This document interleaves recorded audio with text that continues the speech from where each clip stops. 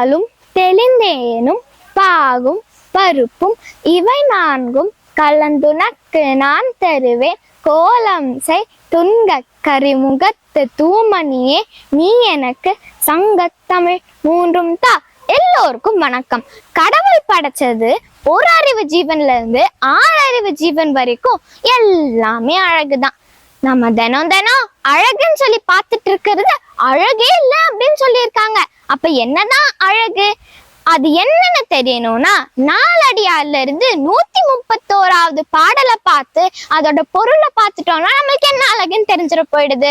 அதனால அந்த பாட்டையும் அர்த்தத்தையும் இன்னைக்கு நம்ம பார்க்கலாம். அந்த பாட்டு என்னன்னா, குஞ்சி அழகும் கொடுந்தானை கோட்டழகும் மஞ்சள் அழகும் மழகல்ல நெஞ்சத்து நல்லம்யாம் என்னும் நடுவு நிலைமையால் கல்வி அழகே அழகு.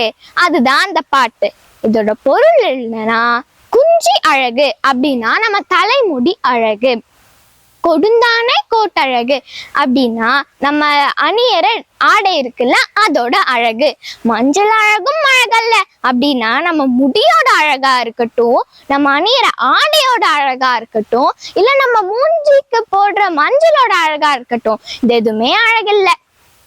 நெஞ்சத்து நல்லம்யாம் என்னும் நடுவு நிலைமையால் கல்வி அழகே அழகு அப்படின்னா நம்ம கற்க வேண்டிய நூல்களை கற்று அல்லது நாம தெரிஞ்சுக்கிட்ட நல்ல விஷயத்த நம்ம மற்றவங்க கிட்ட பயன்படுத்தும் போது அதனால வர நம்ம கிட்ட இருக்கிற பாராட்டு தான் அழகு அப்படின்னு சொல்றாங்க. அதாவது கல்வி தான் அழகு அப்படின்னு சொல்றாங்க. இந்த பாட்டு இன்னொரு தடவை உங்ககிட்ட சொல்றேன். குஞ்சி அழகும் கொடுந்தானை கோட்டழகும் மஞ்சள் அழகும் அழகல்ல நெஞ்சத்து நல்லம்யாம் என்னும் நடுவு நிலைமையால் கல்வி அழகே அழகு.